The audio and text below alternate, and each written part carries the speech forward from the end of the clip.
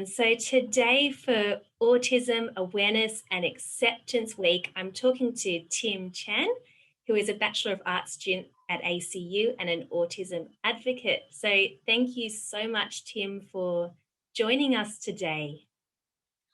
So I'm interested in learning, Tim, when did you first become aware you were autistic, and when or how did you develop a positive autistic identity?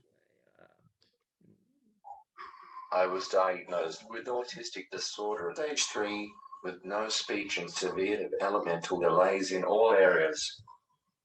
I first became aware of my differences when I was about 1.5.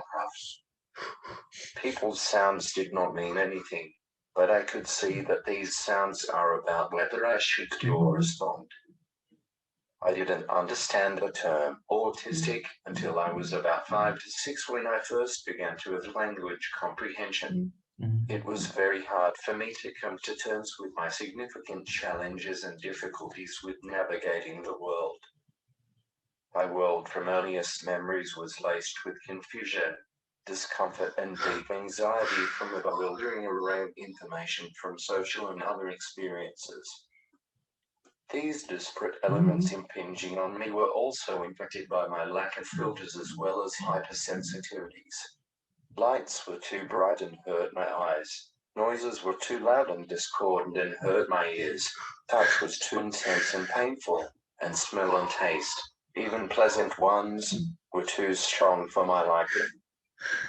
Furthermore, all incoming sensory information didn't gel or form a coherent picture, making it extremely hard to make sense or get meaning out of the whole confusing jumble of visual, auditory, tactile, and other stimuli.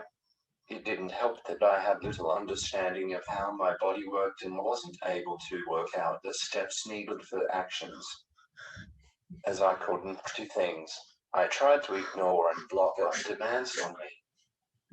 Another way to cope with the barrage of overwhelming information was to start with endless repetitive ritualistic activities. To this day, I still have a fragmented body map, and when anxious, which is almost 100% of the time, don't usually have control over my body parts.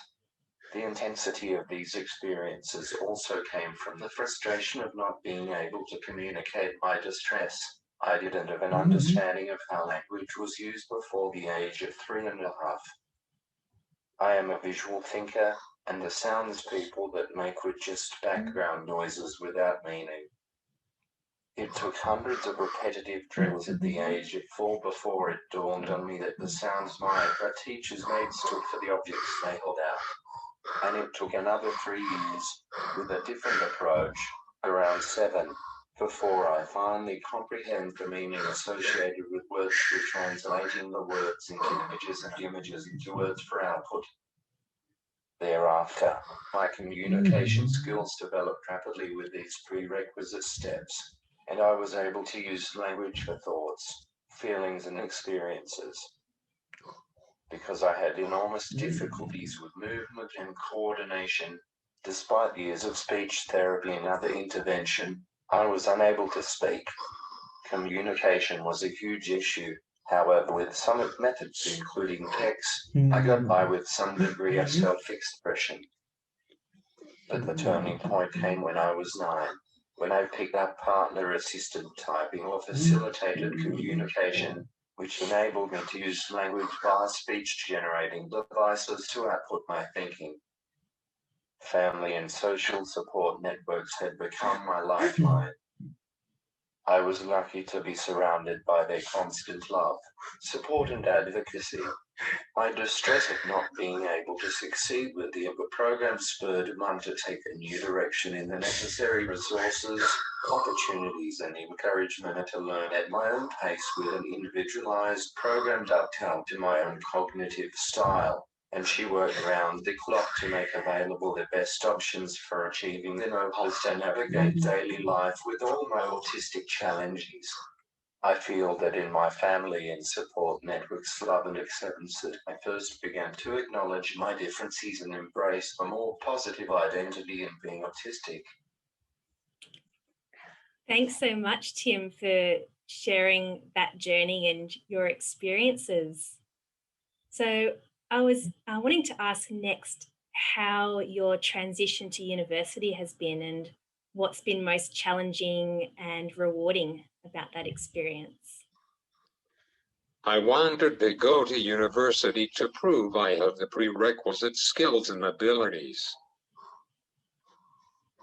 For autistics with high and complex communication support needs who have made it all the way to completing high school, university is a haven in the level of acceptance and allowance for our differences.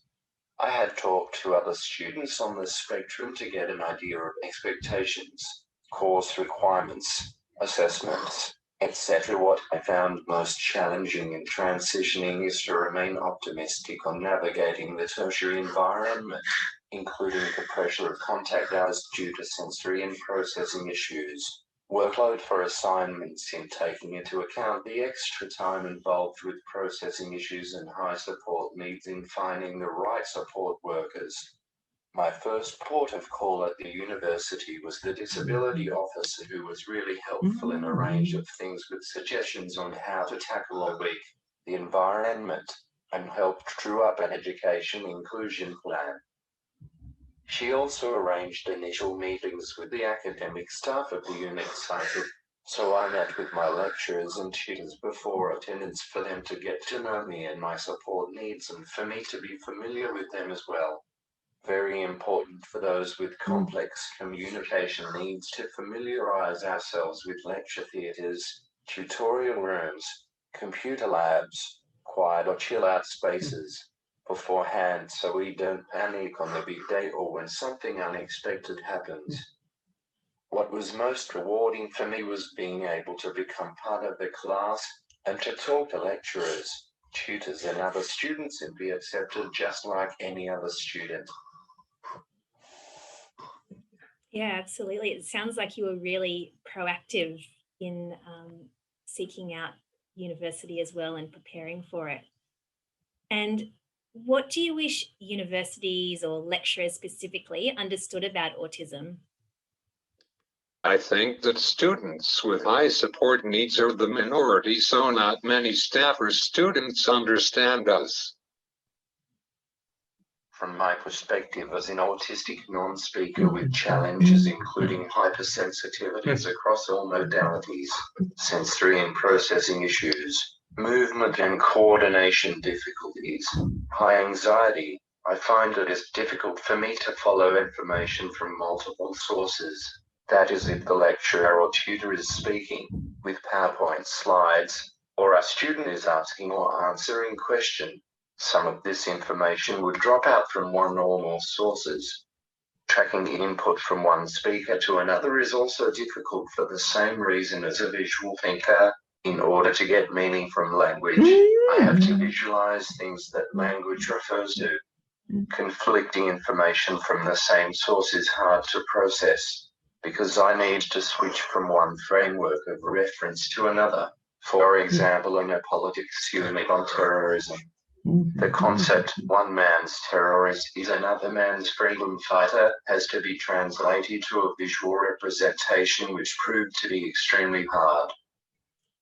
Finally, I find that one salient piece of information as a takeaway can help enormously. This enables me to build a big picture with the slotting in of other kinds or additional info. For example, in a recent politics lecture takeaway point, Australia's economic reforms have been driven by the comparison of sluggish performance to the fast-growing Asian economies. I can think of how different Australian policies were focused on keeping pace with Asia. On the whole, I also find it really helpful when the teaching staff ask after you and your needs. For example, how did you find the lecture? Or would you like to tell me what I can do to help? Thanks, Tim. So I'd love to know, when do you feel like you can be yourself, and how are those around you behaving that make you feel comfortable being yourself?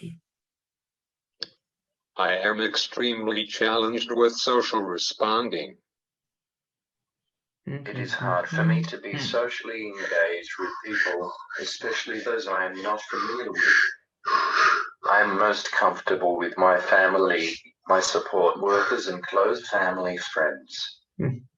I feel that in their company, I don't have to make a supreme effort in trying to blend in, engage, or be part of the conversation. I am more relaxed in sitting back and observing things, and I may also need time to chill out by leaving the scene and seeking a quiet spot to manage my overload and anxiety issues. With people who know me, this is not an issue and I would not be judged. Thanks for sharing about those experiences. So my next question was, how can society be more inclusive of AAC users?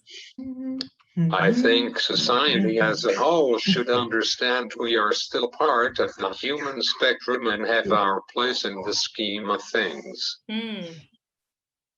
My encounters with secondary education left me in no doubt of my disabled status and all the ramifications of dependence on support to manage school and all its demands, with the negative impact of intense sensory overload at sky-high anxiety from managing the unfamiliar environment, constant changes in routine and overwhelming information processing demands.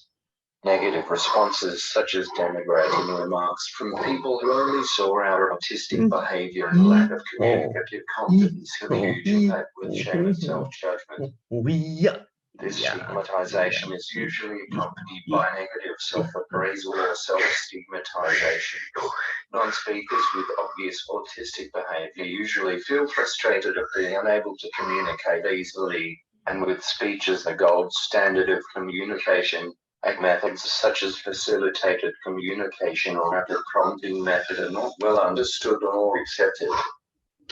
Hence, non-speakers often face responses including overlooking or ignoring our efforts to type to talk, or people unable to wait for our typed output before interrupting. Increased understanding of our different methods of communication is essential for our acceptance. What do you think is the most important thing neurotypicals can do or understand that would make life easier for autistic people? I think most people have one or more traits that may be considered autistic, like the obsessive traits or anxiety. The prevailing mindsets towards autistic differences in people with high support and complex communication needs usually revolve around perceptions of inadequacy and inferiority. These ableist attitudes come from unfamiliarity with non-speakers and can be quite damaging to our self-esteem and ability to comfortably navigate the social environment. I had suffered through the traumatic period of early high school when I was denied my voice, despite working hard to acquire language and thousands of hours of practice in achieving proficiency in communication by assisted typing. On reflection, I became determined to prove those who passed verdicts on me wrong and have defied expectations to study at the tertiary level and work in disability advocacy. Hence, I would like to ask neurotypicals to start by embracing the neurodiversity movement, which aims to celebrate autistic uniqueness in increasing the understanding, acceptance, and nurturing of autistic capabilities. Yeah, thanks so much, Tim, for your generosity and courage in sharing today. And I really appreciate it. And I think, it's really insightful what you've shared as well. And thanks again for sharing. Thanks so much, Chloe. Pleasure to have the chance to share.